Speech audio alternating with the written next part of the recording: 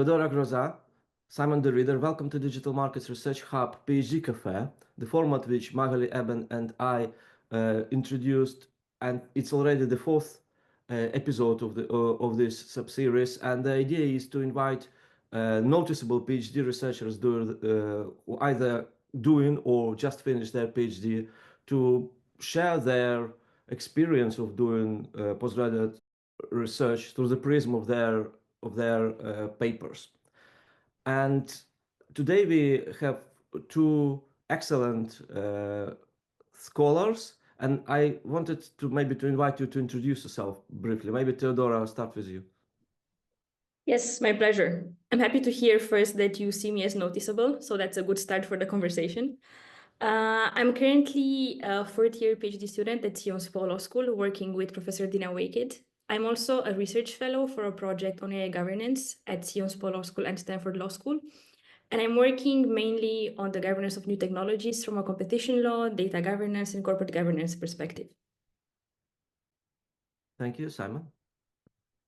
I am a first-year PhD student. I've only graduated from Humboldt University in law last year in 2024, and I've started my PhD with Heike Schweitzer then, with whom I've been working as a student assistant the 4 years before that.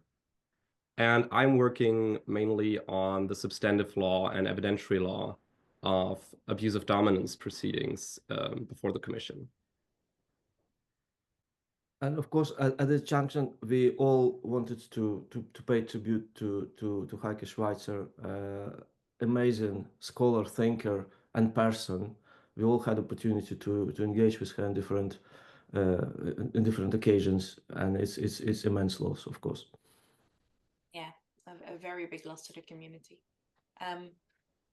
Moving on, maybe we can start with talking about your research, and perhaps in a natural way, we could start with you, Simon. You could tell us a little bit more about your project, and then we'll ask Teodora to do so. So, Simon, the floor is yours. Yeah, sure. I mean, the project, the big project that I had with Heike Schweitzer on the law of Article 102 TFU, that started when I was still a student assistant at her chair. So before my graduation, and it actually started following empirical research by Wouter Wilds on Regulation 1 of 2003. I think it was a paper called 20 Years of Regulation 1 of 2003, an assessment or something like this. And Heike Schweitzer and I both felt that this sort of empirical research of how the enforcement of competition rules works is very helpful in understanding the challenges that it faces, of course. And we had the feeling that Wouter's paper was great, but there might be need to dive deeper into the numbers because, I mean, the main thing that interested us was how long were the proceedings before the commission actually. And that was something that I think Wouter didn't fully engage with in his paper. And so it started as a project where we looked at all cases, also at Article 101 cases, from an empirical perspective. But then the focus shifted to the abuse of dominance cases when it was clear that the commission planned to release guidelines or draft guidelines on the application of Article 102 TFU, so that there was also a massive interest in sort of the substantive law and the evidentiary law that governs Article 102 TFU. So that we then shifted our focus to the abuse of dominance proceedings only. And yeah, that's basically how it started. So the basis of it all was the empirical analysis and seeing that the proceedings got longer over time, noticeably longer, and especially very long proceedings before the commission occurred more and more often now, more often than they did in the past. And on this analysis, we sort of based the more legal part of it all,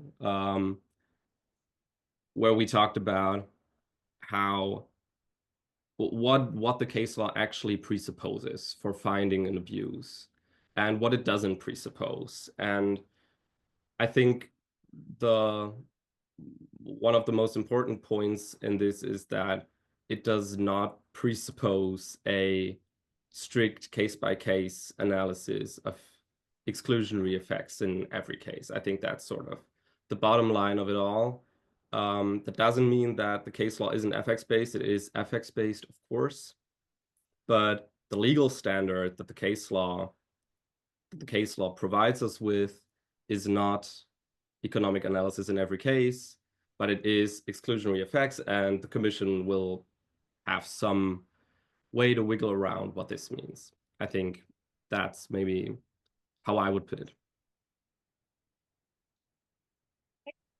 Thank you so much for that. Maybe Teodora, you can tell us a little bit about your project, and then maybe we can jump in and ask Simon some questions. Yes, definitely. So I love Simon's answer because it starts with a story, and I have a story too. So it also began when I was a master's student. I took a class with Professor Wakid on law and economics, and I knew I want to do my PhD with her straight away. So I saw her at office hours and I asked if someone without an economics background could reasonably do a PhD in competition law. And she said, sure, but go read an IO textbook. So I did that, and then I found out that Ronald Coase existed, and I read his paper on the nature of the firm, and then I had the huge epiphany when I realized that we know so little as competition lawyers about how different transactions can be organized and what are the legal implications of structuring a deal as a contract, as a firm, or as something in between. And then my whole project is really we're trying to understand how the law shifts the boundaries of entities and shapes how industry is organized in terms of concrete choices of opting for mergers or long-term contracts or vertical integration and so on. And I look particularly at new technologies because in this space we see a lot of so-called hybrids. So these are entities which are neither firms nor contracts, but something in between because they involve closer collaboration over long term, some governance rights over one another, and so on. And even though we see all this nuance in how economic activity is structured in practice, the law is more blunt in the sense that we don't really have a meaningful framework to deal with whatever lies in between a merger and a cartel. And that's what I'm sort of grappling with. And on top of that, the project we have at Stanford and at Sciences Po on AI governance deals a lot with the hybrids we see in the AI space. So these long-term partnerships between AI startups, well, they're not really startups, they're big fat players by now, OpenAI, Anthropic, and so on. And the big tech players we've been dealing with for age now in antitrust. So Microsoft, Amazon, and so on. And we're really trying to investigate whether these partnerships are a new meaningful way of obtaining gains from collaboration, or they're just ways to dodge merger control. And this is a very exciting space because things are changing on a daily basis.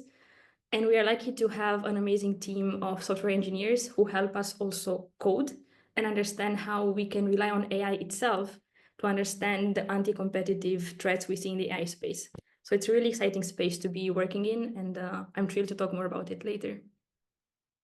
Great. Many thanks to both of you for this brief outline of your research, and we will discuss both topics in detail. So let us maybe start with you, Simon.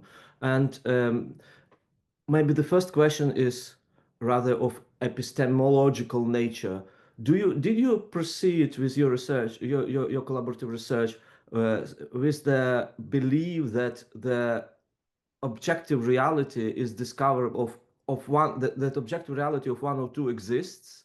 As legal scholars, we do not really, if we talk about the law, we don't really talk about objective realities, of course, but we always tell stories in the end and look at who tells the most convincing story. So I think that the case law in the end has to be sort of our starting point, especially if we do competition law, which is basically cases. Even more, I think, in Article 102 TFEU, because it's one sentence with a lot of weasel words. And so basically the cases that we have from the union courts, they have to be our starting point in trying to understand what all of this means and which stories we can tell convincingly. And well, I feel that there are different stories to tell of what is an abuse or what should be prohibited under Article 102 TFU. But yeah, I think that the case law is quite clear in some instances.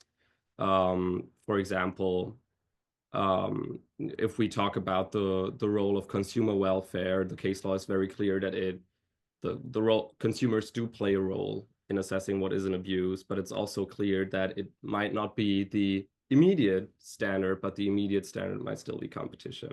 So I think that especially in the last years, we have got some cases that are helping us in understanding what story to tell. I just want to pick up on this really quickly, because I think Olesh's question is really interesting, right? So you're saying that there's a story to tell legally and which one is the most convincing. But you also talk about numbers, because your empirical research talks about the enforcement by the commission. So I think in a way my question is, there's two different stories. There's a court's story and there's a commission story. And for a second, there's also the academic story, but we'll leave that. Can you see how the commission story has influenced their enforcement practice, and basically that practice is the reality, but it's also based on a commission story? So how do you see kind of their link between the actual practical numbers and the story told by the court and the commission? Yeah, I mean, that's a very fun question, I think, because of course we're also doing numbers when we're doing empirical research, and I think that's sort of well, it's an interesting relationship, as you said, because while when we talk about the law, we talk about stories and not really about an objective truth or whatever.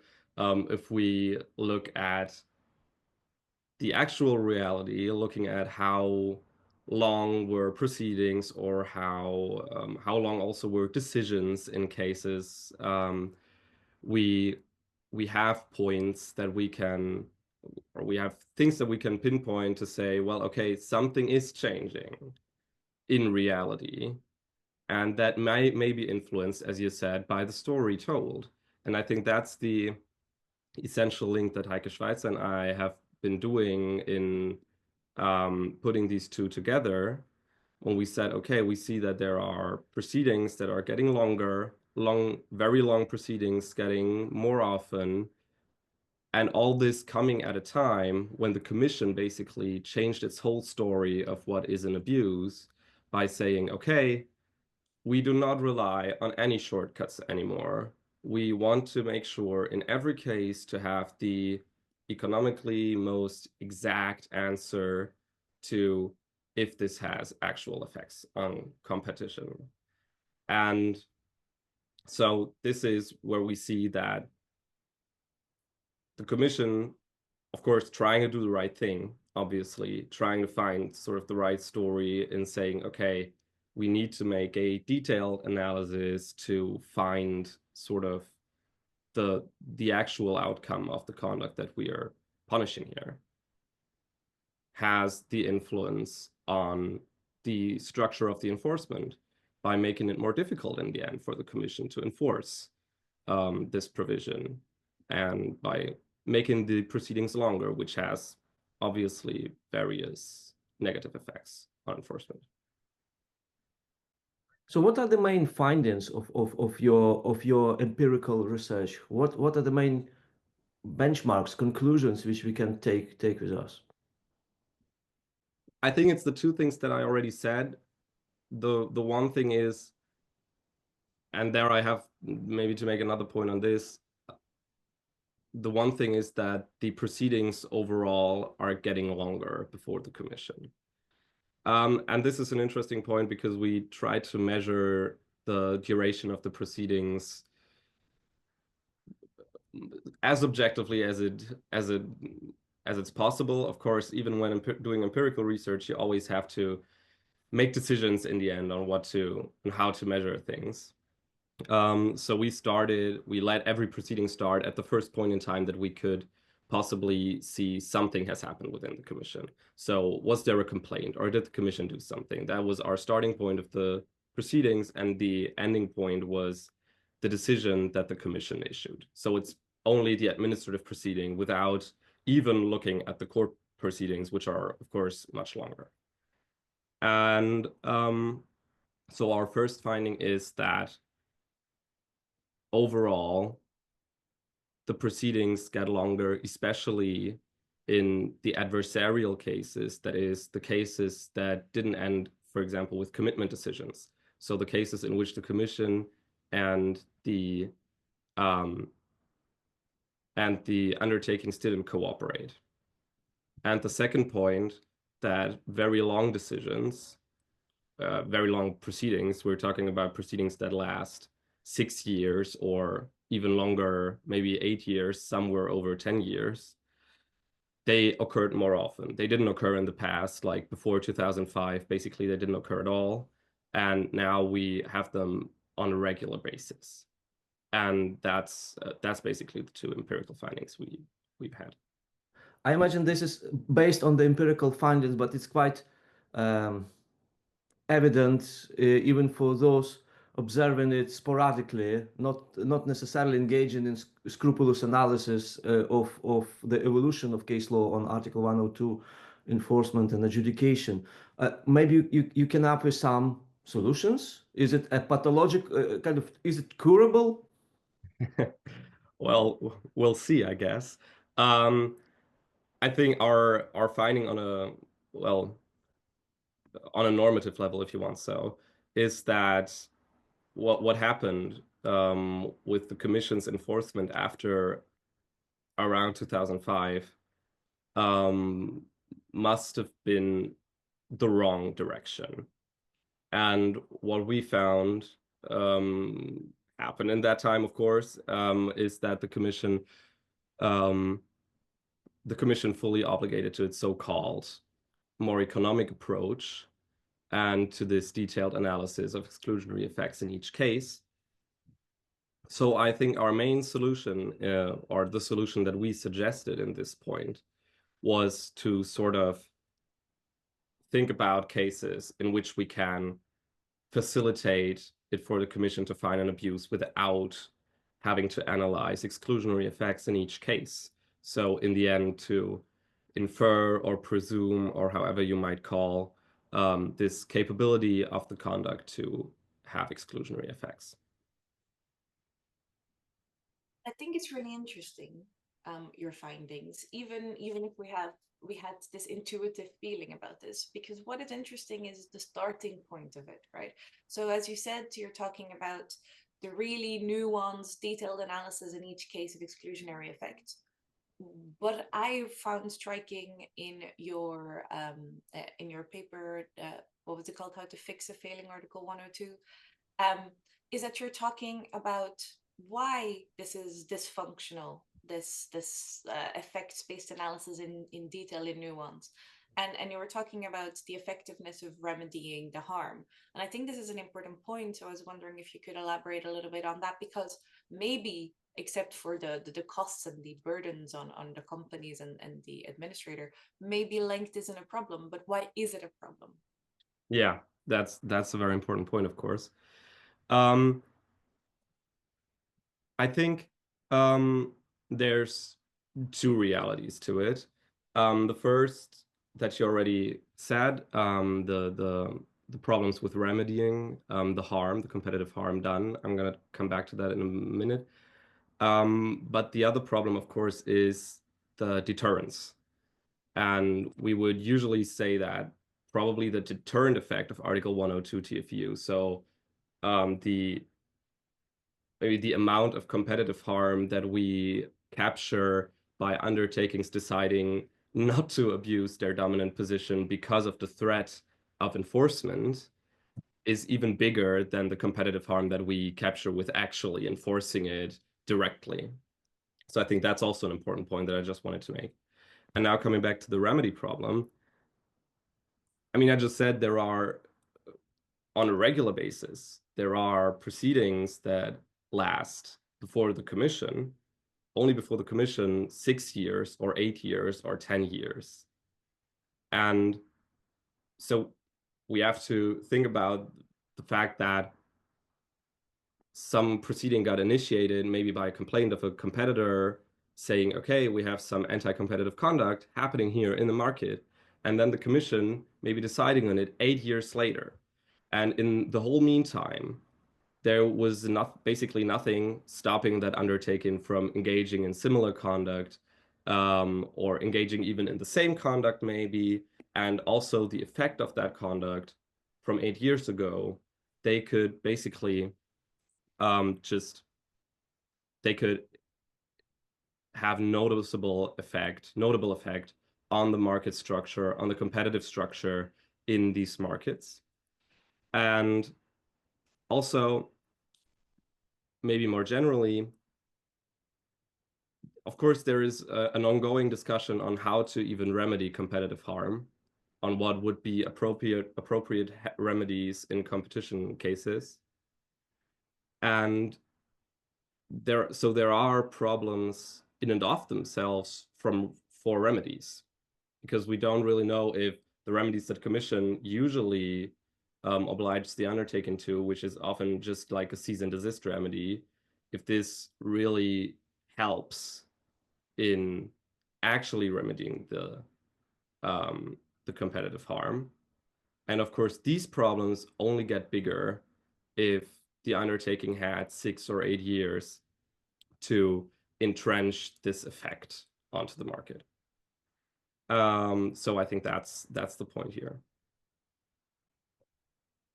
And in this context, through this reality which you have outlined, we can anticipate that one of the motivations of the DGCOM to revise or to introduce the guidelines on enforcing exclusionary abuse cases was to somehow optimize one of the current shortcomings, namely the length and the impenetrable sophistication of economic as well as juristic glosses. How do you address this current reform of enforcement of 102 and exclusionary abuses?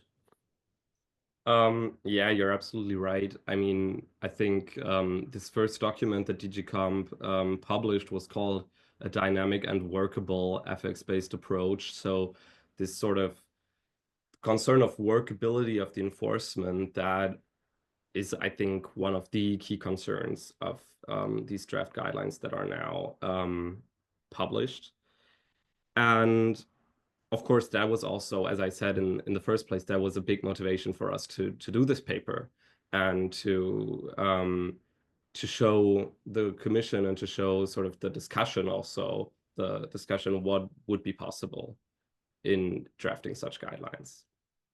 And I mean, in the end, that's also that's a possible solution, or might be a solution to these problems.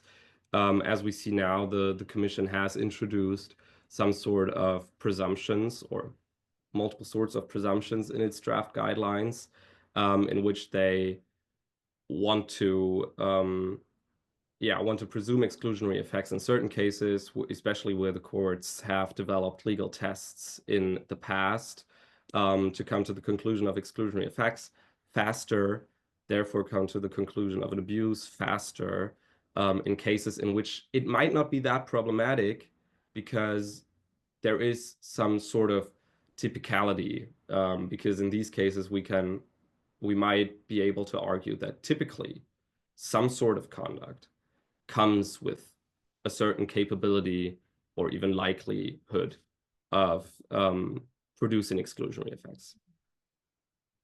Just before the new year, the Commission has published the responses by the stakeholders, 100 plus submissions. Many of them are very detailed and nuanced.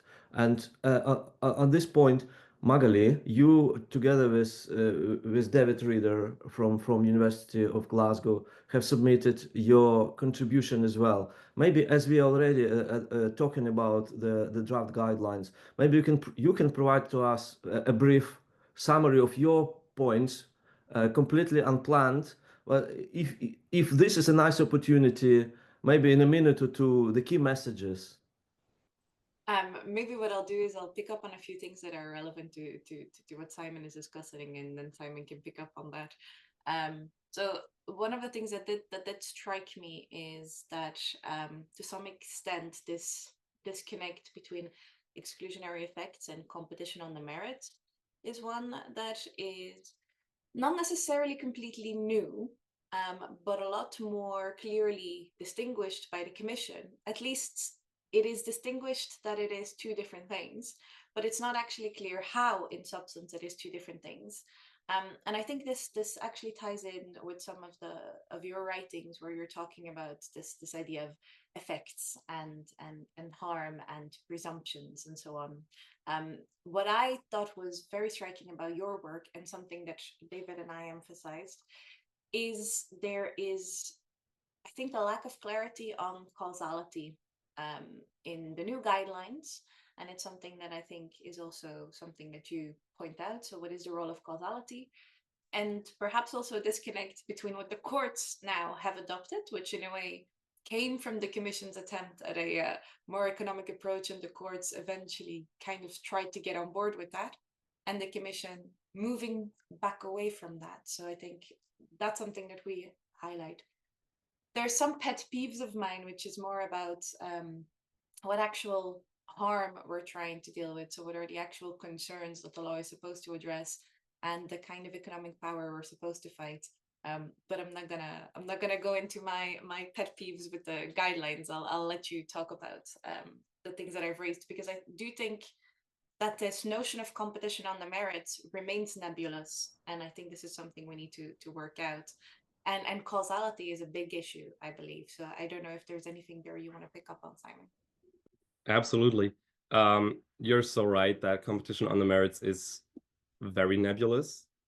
Maybe one thing that I want to point out before answering, it's very funny because what you just pointed out, competition on the merits and causality, that's sort of, that's two topics that I have been looking into in my PhD research.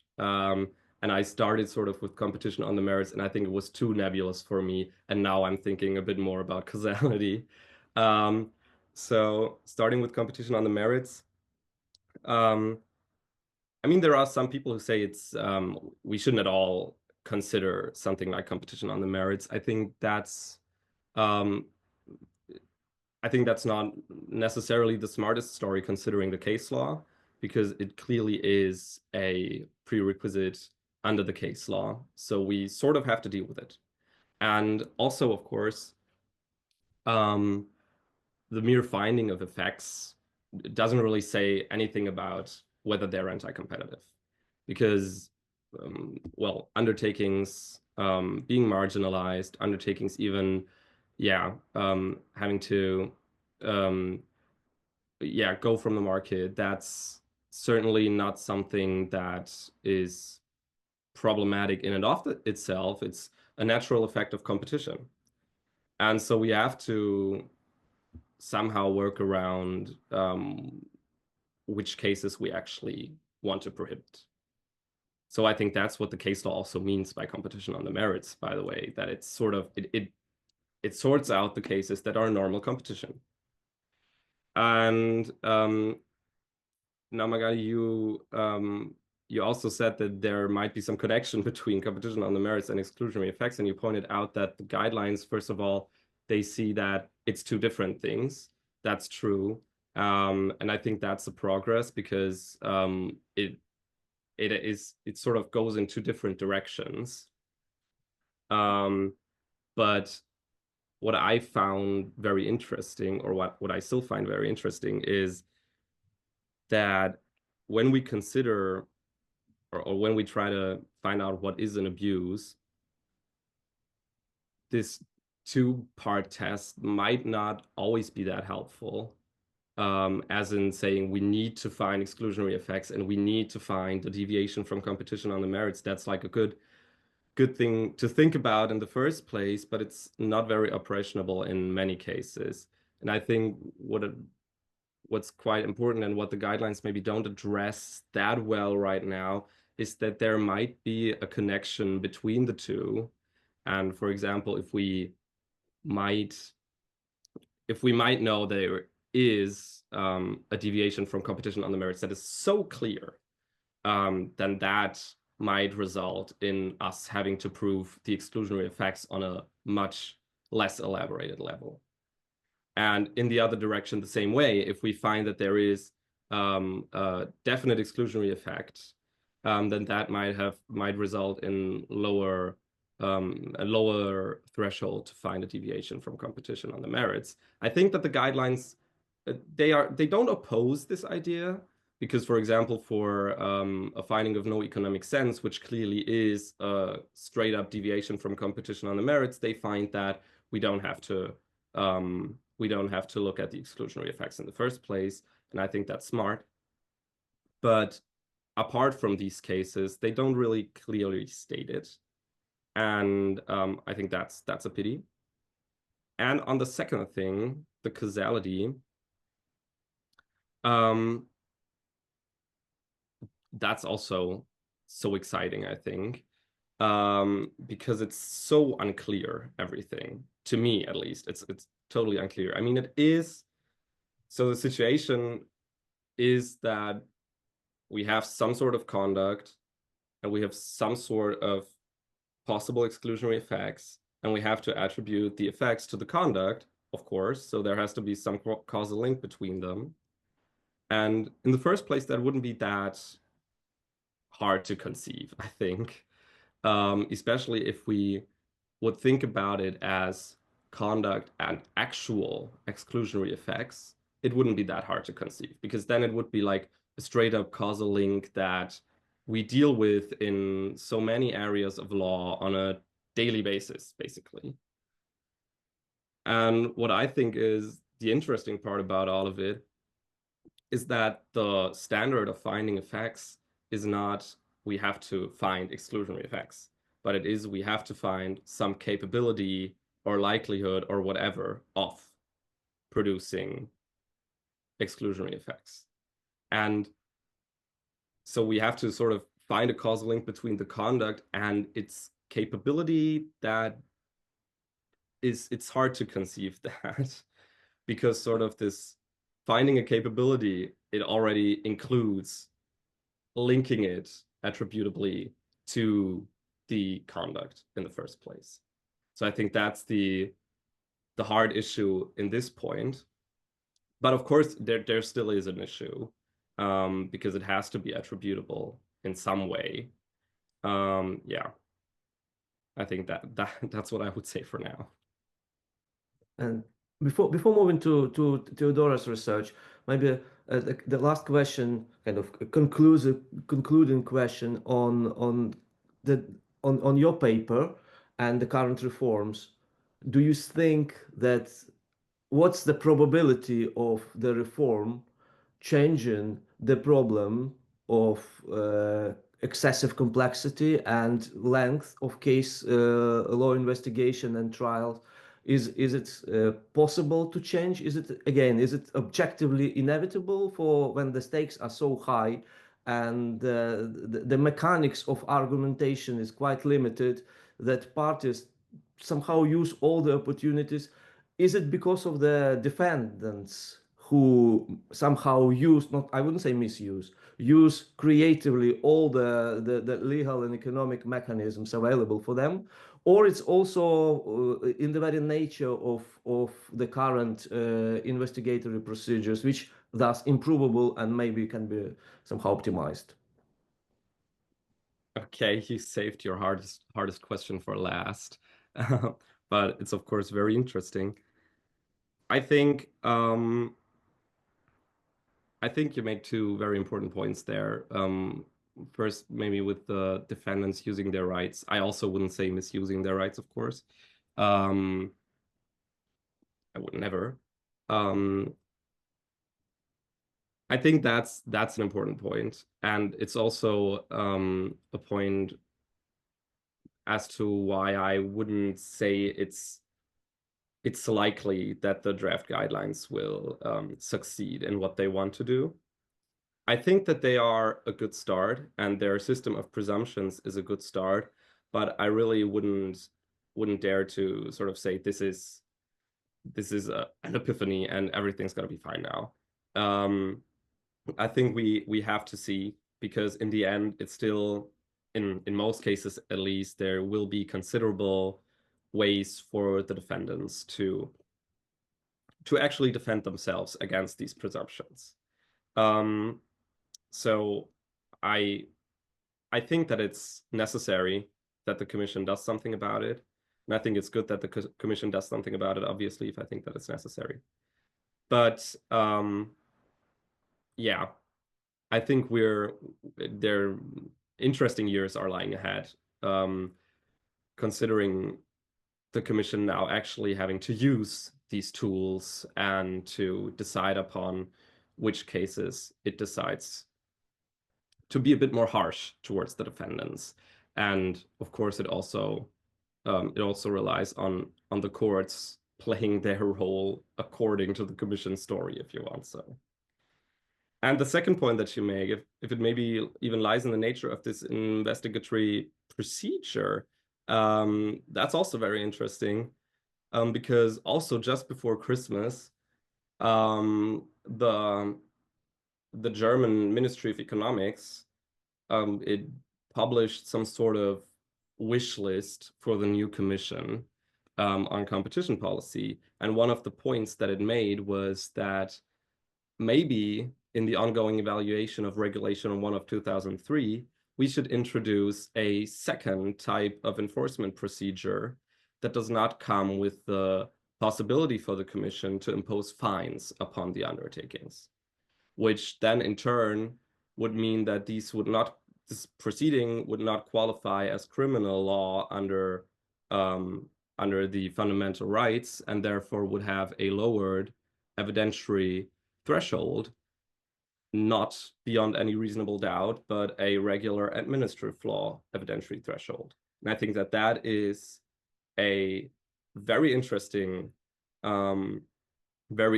proposition. Of course, it comes from Germany, because in Germany, there are these two types of proceedings, and basically every abuse of dominance proceeding in Germany goes without the possibility to impose fines because of these high thresholds and other things that come with it, with criminal law proceeding. So I think there are other ways to address it besides these sort of evidentiary law in the form of presumptions that the draft guidelines do. And I think probably these other ways should be used too.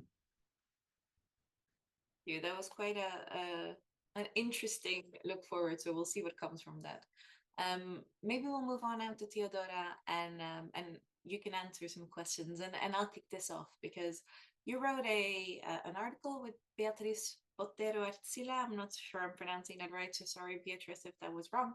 And you talk about the new law of European data markets and the data strategy. So maybe we can start with you explaining what data strategy is and what this new law of European data markets actually is, because I suspect a lot of people are in the dark. Yes, definitely. So it's very likely that people don't really know what the strategy is, because it came as part of this huge wave of new tools that the Commission has been flooding us with over the past years, which is not necessarily bad, but it's definitely overwhelming for researchers. So the way I see the strategy, and of course this will be my story of the strategy and not the strategy itself, because as we've been highlighting time and again this conversation, we all have stories, and the stories shape how we see things. So in my interpretation, the strategy is really a turning point in the EU's approach to data. Before, the GDPR was sort of the cornerstone of how the EU approached data, and the entire focus was on fundamental rights and data protection. But now with the strategy, we really see an emphasis on data as a competitive resource, which can be leveraged to create better public services, business opportunities, and so on. And there's this entire narrative that the EU is lagging behind other superpowers because there's this entire data that's not used due to a lack of legal mechanisms which would facilitate data trading, data sharing, and so on. So The reason why we call the paper the new law of the European data market is because what the EU does through the strategy is a very European move of trying to create a market through legal infrastructure. And we saw this with the internal market too, how they put in place the fundamental freedoms and a whole bunch of regulations, which were really meant to put together different markets and have them merge into one internal market. And with the strategy, the reasoning is pretty much the same. The European Union thinks that if they were to create institutions which facilitate trading and create trust in data sharing, then we would see a competitive data market emerge. And that's very interesting because it's sort of a heroic assumption in the sense that having laws doesn't necessarily translate into having actual markets function the way the laws would want them to function. But it's also really exciting to work on from a research perspective because it really shows us how legal modules actually do create markets. And this is something that we've been talking about from a theoretical perspective time and again, how the law creates markets and so on. But here we really see it at play. We really see a process where an institution tries through legal infrastructure to give rise to markets. And I think that's really fascinating as a phenomenon. And continuing with Magali question, Teodora, just to provide us a better understanding of where we are, where the European Union is in this global landscape. You mentioned that Europe is running behind in terms of synchronizing, pulling together, and thus extracting added value from big data, because scale is obviously such an important factor. Are we behind in all sectors, or maybe there are some segments in the market where we are still, maybe industrial data? And what are the chances of us to speeding up without, do we have to create one single market, and before doing it we are doomed to somehow to be a second tier global influencer? So I've always rejected these big narratives where we say Europe is bad, the US is good, or Europe is bad at everything and the US is stellar at everything. And I think that a sector where we've really seen the EU doing great was the way they managed the COVID pandemic and how we had those COVID tracing apps which function cross-border. It was really an instance where we saw that the EU did put in place really good infrastructure for data sharing and data tracking that ended up saving lots of lives. So I think that we do have the intelligence and the tech savviness to do great things with data. What we, I think, are missing is a bit of a propensity to risk, in the sense that we don't have the same entrepreneurial mindset we see in the US. And I think that's really, that really leads to us having a sort of a delay compared to the US. But I have a lot of faith in the EU's new approach to data, and I really think that the systems that the strategy puts in place can be successful. And I'm thinking, for instance, about the Data Act, which for now is a very, it's not an ambitious instrument in the sense that it applies only to data generated by IoT devices. So a smart fridge, a smart tractor, a smart speaker, and so on. But what's interesting about this act is its legal mechanism, which requires the producers of this product to share the data with third parties whenever the consumer owner of the product requires it to be shared. So this means that there's this entire host of data which can be used by providers of aftermarket services to enhance the services they offer to users. And I really think that if this act would be proven successful, the EU would see it as a sandbox and expand it to other industries where we could apply similar mechanisms and force data sharing for the sake of giving new business opportunity to players that were de facto locked out of the market because there was data they couldn't access otherwise. Oh, there's so many things in there that I want to pick up on. So I'll start with the first question I had in mind, and I'll come back later on the others.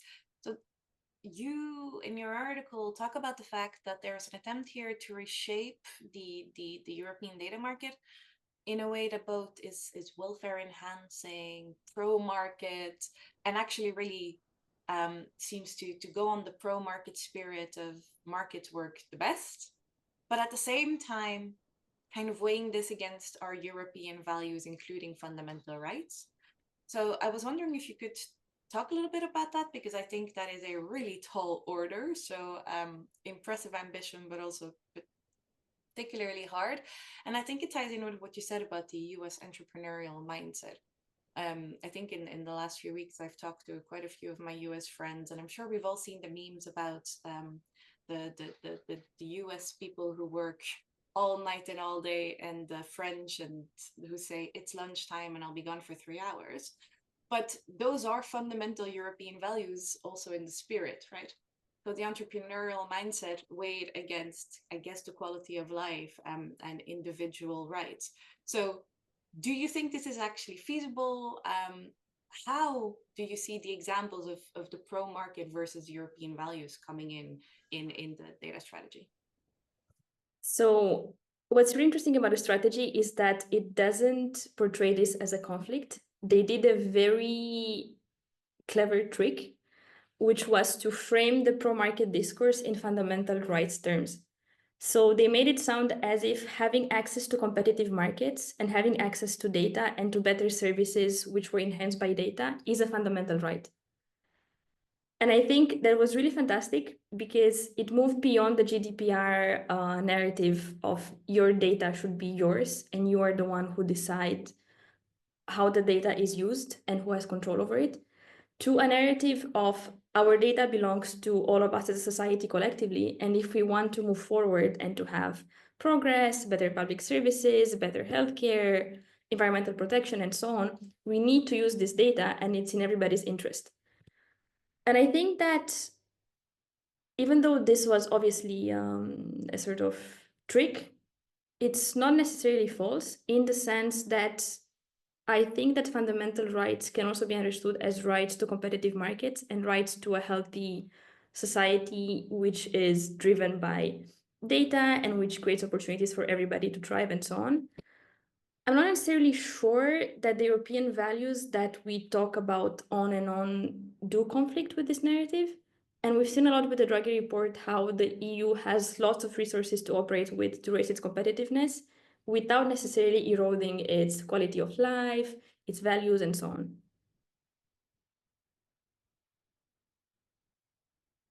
Maybe connecting this topic with the one you have mentioned, and another kind of element of your research profile, namely examining AI and how the AI innovators are likely to collaborate with the established big tech players, and what would be the implications. So can you provide us your vision about the feasibility of, or project the next few years, where we will end up? Will we see more consolidation, and is there any room for newcomers? And if there is a room, which jurisdiction is more likely to generate such newcomers? Oh, that's a very tough question. I usually refrain from predictions, but I can tell you where my thoughts lie. So the AI space is particularly difficult to enter because the barriers to entry are immense, in the sense that companies need, one, computing power, and two, a lot of capital to hire talent, to get access to data, and to be able to filter the data that they can access. In this sense, I think that these collaborations have a positive side because they have given access to the market to players which would have otherwise never been able to scale so quickly. So if OpenAI didn't have the partnership with Microsoft, we wouldn't have ChatGPT today. Now, whether we want ChatGPT more than we would have wanted OpenAI to grow by itself and take longer is a question that depends on our political economy preferences. But the reality is that these collaborations did give access to the market to a host of players that wouldn't have been able to enter the market otherwise.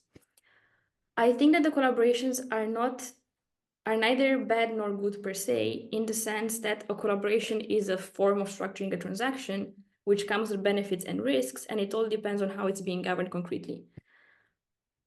Some people say that it's not a collaboration but a merger because we have seen how Microsoft sort of strong-armed OpenAI into reinstating Sam Altman 2 years ago when we had the whole governance debacle and so on. But these are questions that need to be decided empirically based on assessing the needs and greeds of each collaboration.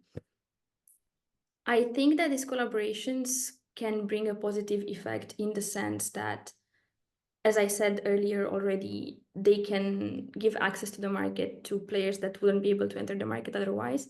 But I also think that we should scrutinize them carefully and see how and to what extent they entail a transfer of governance rights from the small startups to the big tech players, and to what extent they are really designed with the purpose of dodging merger control, or rather with the purpose of maximizing engagement from collaboration in terms of collective innovation, learning from each other, data sharing, and so on. So it's a really delicate trade-off to strike, and I really don't think that there are any black and white answers to these questions. Exactly. This leads me to the question I wanted to ask you, because usually Doji attempts to not circumvent, but to adapt to the merger requirement, merger control requirement on one hand, and fruitful, innovative collaboration, win-win scenario can be compatible, so to say, as we understand, and thus it's about political choices. So I wonder, how do you see in combining your previous research on data and your vision of the European model? Do you think this new philosophy of trying to synchronize or to portray the access to data as fundamental right, as the European value, does this ideology fit very well into the momentum to scale up, to generate European AI players or European kind of big players? Does Europe need a big player, having its own big player, or players, or it's okay just to collaborate again on a win-win format with those emerging or emerged heavyweights? So the narrative is very much split in the sense that we see a lot of so-called AI nationalisms, where every big power is trying to put forward its own vision in terms of AI. And we have a lot of big AI powers popping up. So there is India, there's the UAE, there's of course China, the US, and even France nowadays is really popping a lot of money into its AI sector and has also appointed an AI minister. So we see that jurisdictions tend to think that AI is something proprietary, which should be very much shaped around their national values and identity. But if we go back to the fact that AI is a tool and a means to an end and not an end in itself, and the goal is to build technology which can then be leveraged towards different goals, I think that collaboration can take us forward in the sense that it avoids us duplicating our efforts. So if we could build the tools in collaboration with one another and then decide how we steer them towards our own values and interests, I don't think collaboration can be problematic. Where I think it's problematic is in the instances where the tools already come with a pre-embedded purpose that conflicts with our values. So if we were to import from, I don't know, China or the US, AI tools which rely on public surveillance, which is not disclosed to the public, then it would be problematic. But if we were to rely only on the technology itself, that doesn't necessarily involve clashes with our fundamental rights, I don't think that that's problematic in and of itself. There are quite a few things I think that we could unpack. So there's collaboration with businesses, but one of the things you also mention in your work is the role of users, and I think that's also a particular. I mean, it's new, but it's not entirely novel in the sense that it builds on the European kind of strategy of putting users central in this discussion. Except what seems to be new in the way you discuss it is how much emphasis is put on two things. One, the value that comes from users being involved in data, and the second, the assumption that if you give users this what did you say it was, B2C2B data sharing, so users can request for the company to share the data with another company, right? There seems to be a lot of emphasis here on users moving the goalposts, which I think comes from our internal market idea that, you know, if people move, if people are involved, then things will eventually work itself out. But I was wondering whether with data that is actually as sensible. If I move, as I did when the UK was still in the EU, under free movement rules from Belgium to the UK, I personally move and make an economic contribution. If I request that my data is shared, could theoretically make an economic contribution, but will I want to do so? I think it's one of the things that is an interesting question, the extent to which we're really making a big assumption on users actually actively being involved in this process. So I know you reflected a little bit on this in your work, and I was wondering if you could tell us a little bit more about this idea of users going to be requesting data to be shared all over the place. Yeah, absolutely. That's totally a heroic assumption. And we have a host of literature in the data governance landscape showing that data management by users doesn't work just because we only have so much disposable time. And we are very unlikely to spend that free time that we do have on asking the producer of our smart fridge to share our data with the guy in the corner who repairs our smart fridge whenever it breaks down. I think that this mechanism on relying on users as intermediaries between companies was meant not so much to solve a practical problem of sharing data, but more to solve this narrative problem of showing users that it's actually all about them all along the line. I think that in theory, this is a good move in the sense that it makes users feel like they are part of something and their input is crucial, and it's all about their well-being and them having access to better services and not just the companies thriving on their own. But I think that the mechanism is likely to fail just because, as I said, we don't have the resources to have our data shared. I really think that in the future, we'll see this mechanism replaced with a mandatory data sharing provision, which requires the companies to share the data without the users requesting the data to be shared. But if this will end up on a metaphorical, philosophical level, making users feel like they're part of something, then I'm all for that. I just think that the benefits that users are expected to derive from this are too vague and too remote in the future for the users to be involved in this, in the sense that if today I spend 30 minutes or even 5 minutes trying to convince the provider of my smart fridge to share the data with the repair guy in the corner, the repair guy will not necessarily give me better service today, but maybe in 2 years when they will have had the chance to access the data from, I don't know, 27 providers. And because these benefits are one, small, and two, projected in a distant future, I really don't see users taking the time and putting the effort in having their data shared, which is a pity, but it's what it is. I have a real quick question, and I then think Simon can ask a question, and we can see if you can tie it together somehow. Which is, I think this is the same problem as we have in devising remedies in abusive dominance cases, right? So we're assuming that users will have the brain space to make these moves, as we see with the choice screens and so on. Do people actually move? I mean, I stand in front of my classes and I keep telling students, please ditch the companies you do not like. This is the only power you have. You make an economic vote by ditching certain companies, or you make an economic vote by sharing your data with certain companies. But unfortunately, my students look at me and say, I have other things to do. I have to study or write your stupid essay. And so maybe this is a fundamental flaw. But if we change the narrative, maybe my students in a few years will listen to me. But this is just a reflection. Simon? Yeah, I also have just like a very small question on the technical functioning of this in the Data Act, because there is, I mean, there is a similar provision that I've looked at in the DMA. Because I think under the DMA, you basically, if your smart fridge, if your smart fridge company would be a gatekeeper, you would have a similar right, I think, as an end user. And if I remember correctly, in the DMA, the right would also be it would also be a right of the repair guy himself to request the data from the gatekeeper. And so if the data, if the end user in this scenario is okay with it.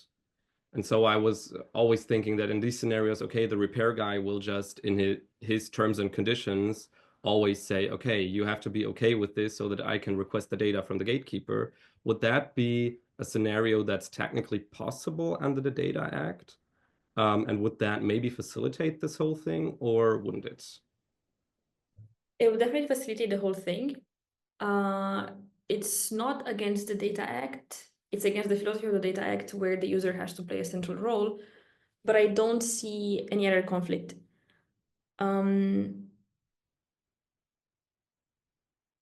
Yeah, I mean, the only question is, what are the limitations imposed on the smart fridge repair guy after they can access the data? Because under the Data Act, the data can only be used for specific purposes, and notably, it cannot be used to develop any service or product which competes with the services and products of the creator of the original product. I would have to look a bit more into how the DMA structures the uses of the data exposed. But were it to comply with this limitations the Data Act imposes, then there wouldn't necessarily be a conflict. Maybe now moving on to the next part of our conversation, where we will invite both of you to reflect upon doing PhD rather than the substance of your research. Maybe a quick question to you, Teodora, about the role of cloud computing in this constellation which you scrutinize. Are they necessarily connected, AI superpowers with cloud superpowers and with data superpowers, or these are three different segments where the overlap is only partial? No, I think it's really a network that's interconnected and cannot be detached at all. And we have seen how cloud computing is really the key resource for building AI systems. And many people don't know this, but the way OpenAI started was with Sam Altman going to the US government and asking them to give him cloud power. So in a way, where we got to today might actually be a failure of global governments for providing computing power to companies themselves as a public service or as a public resource. And because there was no global effort by the governments to sort of uplift the industry by giving access to everyone, we have seen how the entrants were sort of obliged to rely on the power of the existing players. And that's sad, and it should force us all to maybe read Mariana Mazzucato and rethink about the entire narrative of how it should be states and governments creating certain technologies. But that's where we are today, and I think it's really hard to undo the harm. Thank you very much to both of you for your substantive answers. Now we are very eager to learn about the process of doing PhD. Simon, you mentioned Humboldt University and first year. Can you tell us briefly about your experience? Maybe tell us how many necessary and less useful modules you have to take, how much supervision do you receive, what are the feelings of your peers, what are the communication between your peers and with academics as well? Yeah, sure. Sorry. I think that doing a PhD in law in Germany is very different from doing it elsewhere, because basically we do not have to take any modules. What is required from us is a monograph in the end, and defending that monograph. And in the whole time leading up to, or actually writing this monograph, we are very much on our own, in the sense that we don't have any modules to take. And of course, not on our own in the sense that we still have our supervisors to talk to.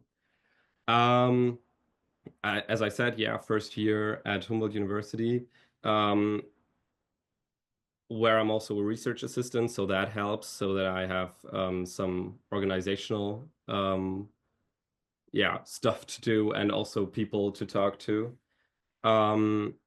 Of course, I think that I am in some sort of a special situation, and one that, of course, thankfully, not a lot of people get into, as concerns the passing of my supervisor only a few months after I formally started my PhD, which in the end, I mean, we have talked about it already in the beginning, but still that posed a lot of emotional hurdles in the first place, which of course affect the research done in that time. And it also imposed a lot of practical hurdles, because basically finding a new supervisor and getting sort of acquainting to a whole new person to talk to, and to talk to about your own research, and adapting to the mind space of another person is complicated. And so I think that's a situation that I had to face in the past months, especially in the last summer. So I do now have a new supervisor who is not from Humboldt University, but from a different university. So also the sort of supervision varies a lot from the original supervision that I received in the first place. But yeah, so I think at this point, all of the emotional and practical hurdles of the situation are somewhat managed.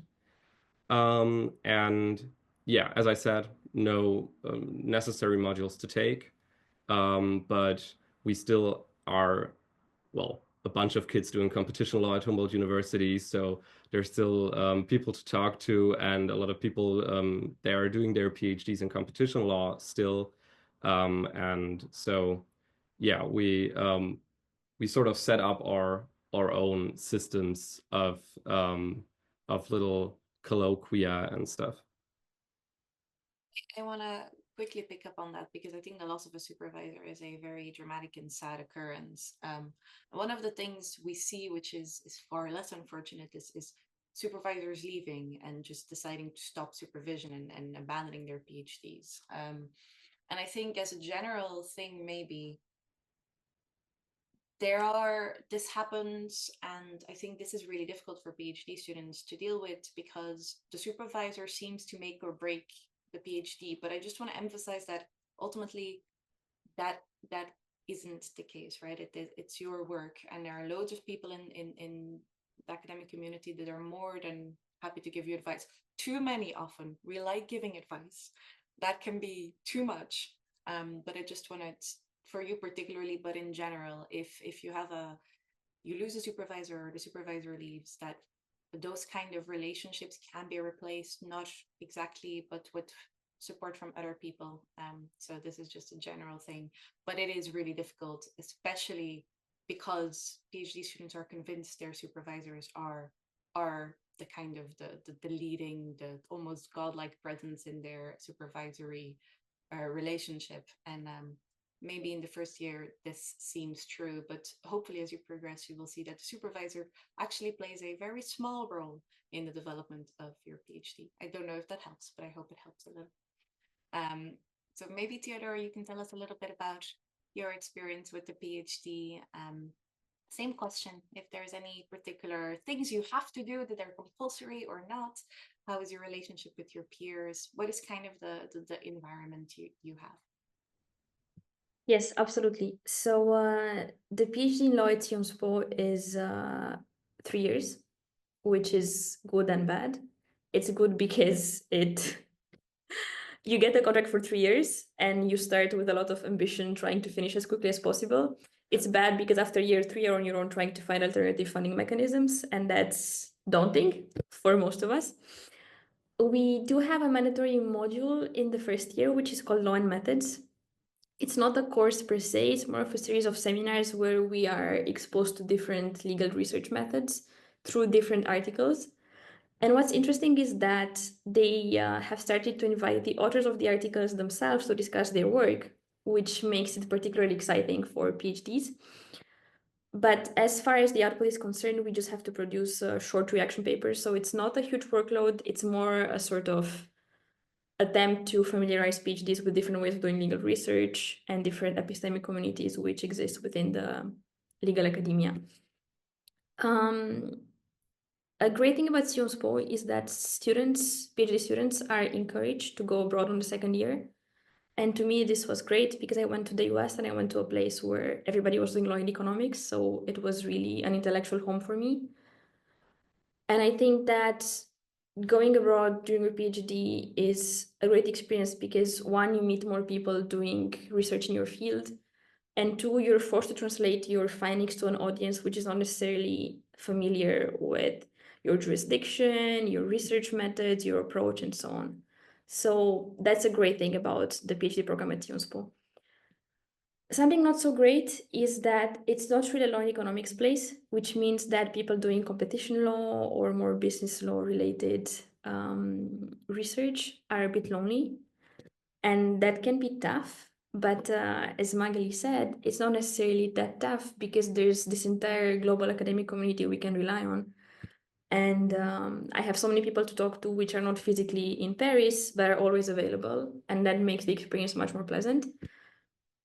And then something I really want to emphasize is that I have always seen the PhD as a platform for doing lots of things. So of course you do have to write the monograph, but there are so many things you can do on the side. And for instance, I really, really love teaching. Another great thing about UNSPO is that as a PhD, you can design your own class from the first year. So I built a class in year one and I kept teaching it and improving it every year. And it's been really fantastic because one, you get teaching experience, but two, you realize that actually the reason why we do research is also to become better educators and not just for our intellectual stimulation. And I think that's great. Another thing which I really enjoyed was working for the Computational Antitrust Project and working with Thibault on the journal. And this was also great for me as a researcher because having the chance to read so many articles on a rolling basis has taught me so much in terms of how to write better, how to research better, but also how to network with academics. And I think these are all fundamental skills for early career academics. Yeah, that's pretty much it. Maybe let us move to another aspect, more practical, perhaps. I remember when I was doing a PhD and sitting in a kind of staff room, hearing more mature colleagues talking and academics talking about the intergenerational kind of situation in the academia. Their overarching kind of feeling was kind of feeling sorry to our generation that the job market is getting less welcoming, so to say, and it's more demanding, and there are more PhD researchers in the pipeline. Moving fast forward 20 years and looking at the situation, I start developing similar feelings, so to say. But I remember my kind of very relaxed attitude then, thinking, okay, we are we have the power, the energy, the enthusiasm, and all the rest of it, and all the sentiments of more established academics were welcomed, of course, but we would see it through the prism of kind of relativism and kind of flexibility and optimism. What are your feelings? What are the prospects in the job market in 2025 plus, Simon? I mean, well, the job market in academia is, I think that would be a subject for a whole other podcast, probably. I think us doing law, we are in the privileged situation that if it doesn't work out with academia, there are basically unlimited prospects in other jobs. And that's what I keep telling me if I get insecurity. If it doesn't work out, it's not gonna be the end of the world. And I also think that that's a healthy thought. But still, also looking at academia, I got a feeling that at least in Germany, things are changing a bit. And I mean, German academia might also be particularly crusty in some aspects. But we are now seeing a lot of, well, in Germany, it's called junior professorships, or maybe it's similar to assistant professors, for example, which we haven't been seeing at all in the past. And that's something that's now surfacing, that I feel like it's a good development. So I don't have just negative feelings about it. Teodora? Yes, I'll be on the job market soon, so it's a very timely question. My thoughts are a bit different in the sense that I knew I want to be an academic since when I was about 6 years old. So this is non-negotiable for me. The way I navigate this space is by telling myself that if I keep doing good work and if I keep talking to people and going out there and sharing my research and making connections, it will work out eventually. And of course, it's tough market, and it's particularly difficult to deal with academic rejection because our work is so personal that it's basically ourselves. So you feel like you failed as a person whenever you get bad news. But at the same time, it's extremely rewarding, and I try to focus on the positive side. And at the same time, I see people getting hired all the time. And then again, we only need one thing that works out. You don't need to get 27 jobs. You just need one offer that works. And I try to hold on to that and to tell myself that things will work out eventually, and I just have to keep producing good work, and then the stars will align. At the same time, I don't really embrace this negative scenario because we knew what we were getting ourselves into when we decided to pursue PhDs. It's not like you find out on your defense date that, oh, it's going to be hard to get a job. This is something we knew all along. And since we signed up for it, I think we should take responsibility for the entire process and deal with the fact that, yes, it is tough, but it's an extremely privileged job where we get paid to be curious and to try to make the world better. And if this is the price to pay, then I'm more than willing to pay it. So that's the way I'm dealing with the uncertainty of finding a job. Also, I think I was wondering as you were saying that, Olish, I got the same narrative. Whether we just do this every time, every generation of PhD students would tell them it's hard out there, it's really hard out there. And then, the people who I think really want it eventually do find their place. So I do want to kind of emphasize that I think everything comes together. I'm not going to talk about this too much because I think the actual problems happen when you have a job, but we can talk about that on a different episode. But let's talk a little bit as kind of the last question about kind of positive tips or tricks you could give fellow PhD students. What are kind of, I don't know, life hacks or things you've learned along the way that you wish you'd learned earlier or that somebody else shared with you and made your life better? Is there anything you can share with your colleagues? Simon, do you want to? Sure. I'm sure Teodora has a lot more to say about it, considering that she's been in all the PhD stuff and research longer than I have. But I think what helped me or helps me the most is to talk to people in whatever format about research, also about other stuff, but I mean, about research formats like these, but also to colleagues at uni or whatever, and to sort of keep your ideas in discourse with other people and see what they think about it. Of course, they might also have some negative implications, but I feel like that's something that always helped me gain a bit more confidence when I see that it's not just in my head, but if I tell it to people and they say, yeah, okay, I get what you're saying, sort of helps materialize it all. Teodora? I think my first advice would be to be insanely passionate about your topic, because then you can absolutely never have a bad day, because even if you do, you'll remind yourself about the bigger purpose of your work. And this has really guided me throughout the entire process. And also as the flip side of this, I really think that PhDs should make sure that their projects are their own projects and they don't do the work their supervisors want them to do. Because what makes this job special and this line of work special is that it's really something so personal in which we get to put so much of who we are and of our worldviews, that if we get disconnected from our work, then we lose the sense of purpose very easily. And I think that's a very fundamental thing to keep in mind. Then, as Simon said, dialogue is really, really important. And I tend to learn most also by talking to people. And this has really helped me advance and learn so much. Another thing I would say is that as a PhD, you need to be brave in the sense that there are all these things you have to do for the first time and you don't feel like you're ready. Teaching for the first time, going to a conference for the first time, submitting an article for the first time. And there's never a right time. You're never ready to do this until you do it, because you can only learn by doing. And I find it very silly when PhDs say, oh, but I'm too young to teach, or I'm too young to go to a conference, or I'm too young to do this or that. No, it's really not the case. There's no right time, and the only way to get good at those things is by doing them. So just go there and do things and be scared. It's the only way to do it.